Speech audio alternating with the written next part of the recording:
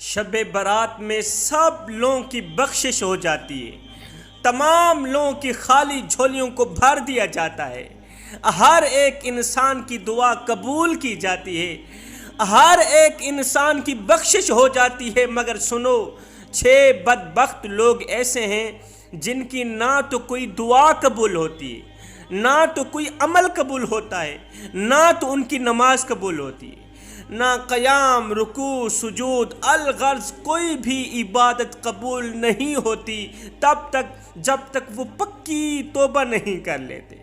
رسول اللہ صلی اللہ علیہ وسلم نے فرمایا شعبان کی 15ویں رات یعنی شب برات میں اللہ تعالیٰ اپنے بندوں کو مخاطب کر کے فرماتا ہے، او دنیا والو، او میرے بندو، ہے کوئی مجھ سے بخشش طلب کرنے والا؟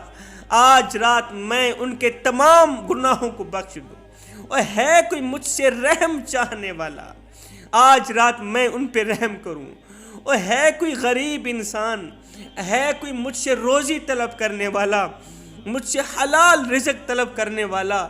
میں آج رات اس کو اتنا دوں کہ اسے مالا مال بنا دوں، اسے امیر تر امیر بنا دوں۔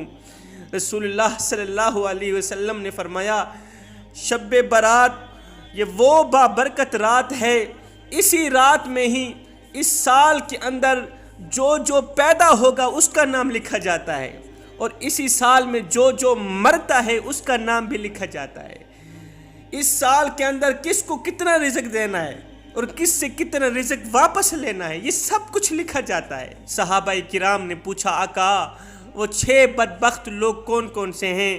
میرے نبی نے فرمایا، پہلا مشرک، شرک کرنے والا، خدا کے ساتھ کسی اور کو شریک ٹھہرانے والا، اللہ کا دروازہ چھوڑ کر غیر کے آگے جھکنے والا، غیر کو سجدہ کرنے والا، اللہ کا دروازہ چھوڑ کر، خدا کی چوکھٹ چھوڑ کر غیر کے آگے جا کے بھیک مانگنے والا، جھولی پھیلانے والا، خیرات مانگنے والا، یہ وہ شخص ہے جو مشرک ہے، شرک کر رہا ہے۔ جب سے ہم نے اللہ کا دروازہ چھوڑا، جب سے ہم نے اللہ سے منہ پھیرا، ہم ذلیل ہو گئے، رسوا ہو گئے، تباہ ہو گئے۔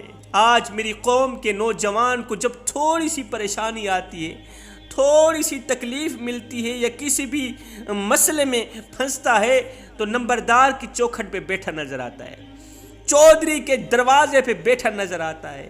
اور نادان، یہی تیرے مسئلے حل کریں گے جو خود مسئلوں میں الجھے ہوئے ہیں، اور یہی لوگ تیری خالی جھولی بھریں گے جو خود بیچارے بھکاری ہیں، جو خود مانگنے والے ہیں۔ نہ بندے نہ، جب کوئی دکھ آئیں، درد آئیں، تکلیفیں آئیں تو تکیے پہ رونے سے بہتر ہے سجدوں پہ رو لیا کریں، کسی اور کے دروازے پہ جانے سے بہتر ہے مسجد میں چلا جایا کریں، اللہ کی چوکھٹ پہ آ جایا کریں، اس سے اللہ بھی راضی ہو جائے گا، تیری پریشانی بھی دور ہو جائے گی۔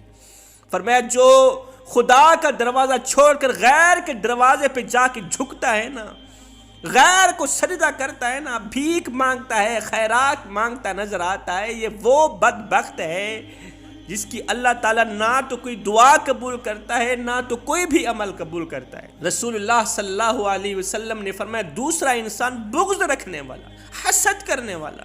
فرمایا، میرے صحابہ، بغض سے بچنا، حسد سے بچنا، یہ 2 چیزیں اتنی خطرناک ہیں، تمہارے دین کو اجاڑ کے رکھ دیں گی، تمہارے سینے کو ایمان سے خالی کر دیں گی، تمہارے ایمان کا جنازہ نکل جائے گا۔ اگر تم نے کسی مسلمان بھائی کے ساتھ نفرت کی تو بغض کیا، حسد کیا۔ جو شخص بغض جیسی بیماری کی دلدل میں پھنسا ہوا ہے، اس کے لیے سب سے بڑی سزا یہ ہے کہ اللہ تعالیٰ اس کی کوئی بھی دعا قبول نہیں کرتا۔ فرمایا، تیسرا، قطع رحمی کرنے والا شخص، رشتے ناطے توڑنے والا شخص، گلی محلے میں رہنے والے عزیز و اقارب سے رشتے ناطے توڑنے والا شخص، نہ بولنے والا شخص، لوگوں کو دکھ دینے والا، درد دینے والا، تکلیفیں دینے والا، اپنے عزیز و اقارب کی عزت والی پگڑیوں کو خاک میں ملانے والا شخص، کسی کو دکھ دے کر، کسی کو درد دے کر، کسی کو غم دے کر، کسی کو تکلیفیں دے کر، کسی غریب کی آنکھوں سے آنسو نکال کر تجھے کیا لگتا ہے کہ تو ساری زندگی ایسے ہی مسکراتا رہے گا؟ نہ بندے نہ، بس وقت کے الٹنے کی دیر ہے، تیری باری بھی دور نہیں ہے، اس لیے کہ زندگی کے کسی نہ کسی موڑ پہ اپنا کی آخر بھگتنا ہی پڑتا ہے۔ فرمایا جو شخص رشتے ناتے توڑتا ہے نا، اپنوں سے بولنا چھوڑ دیتا ہے، اپنوں کی مجلس میں جانا چھوڑ دیتا ہے، ایسا شخص اللہ تعالیٰ کے غضب کا نشانہ بنتا ہے۔ فرمایا دو گناہ ایسے ہیں جن کی آخرت میں تو سزا ملے گی ہی ملے گی، لیکن دنیا میں بھی ان دو گناہوں کی سزا ملے گی، ضرور ملے گی۔ پوچھا گیا آقا وہ دو گناہ کون کون سے ہیں؟ فرمایا ایک زنا، جو شخص زنا کرتا ہے نا اس وقت تک مرے گا نہیں جب تک اپنی ان آنکھوں سے اپنی فیملی کے کسی بھی ممبر کو زنا میں مبتلا نہیں دیکھے، اپنی بیٹی کو، اپنی بہن کو، اپنی بیوی کو زنا میں مبتلا نہیں دیکھے گی۔ فرمایا دوسرا قطع رحمی کرنے والا، اپنوں سے رشتے ناتے توڑنے والا شخص، یہ دو گناہ ایسے ہیں جن کی سزا انسان کو دنیا میں ہی ملتی۔ فرمایا چوتھا تکبر کرنے والا شخص، فرمایا تکبر اللہ تعالیٰ کی چادر ہے، تکبر خدا پاک کی چادر ہے، جو شخص اللہ کی چادر پکڑتا ہے نا، چادر میں ہاتھ ڈالتا ہے، کھینچتا ہے نا، اللہ تعالیٰ اسے خاک میں ملا کے رکھ دیتا ہے، اللہ تعالیٰ اسے ذلیل و خوار کر کے رکھ دیتا ہے۔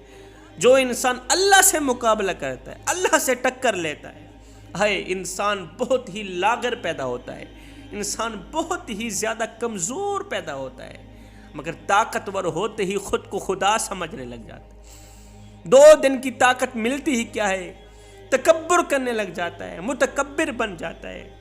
4 دن کی مہلت پا کر حضرت انسان اپنی اوقات بھول جاتا ہے۔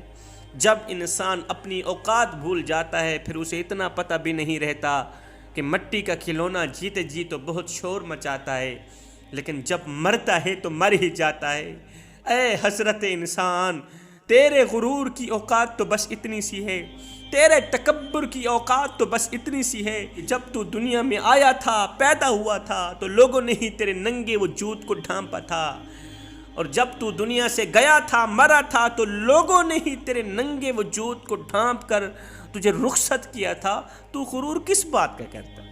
خود کو دوسروں سے افضل سمجھتا ہے، خود کو دوسروں سے اعلیٰ تر سمجھتا ہے۔ ایسے شخص کی نہ تو کوئی دعا قبول ہوتی ہے، نہ تو کوئی بھی عمل قبول ہوتا ہے، اور ایسے شخص کی تمام عبادات اس کے منہ پہ مار کے رکھ دیتا ہے، اللہ تعالیٰ اس کی مغفرت نہیں کرتا۔ فرمایا 5واں والدین کا نافرمان، جو انسان والدین کی نافرمانی کرتا ہے۔ فرمایا 6واں انسان شراب پینے والا، جو شراب پینے کا عادی ہے۔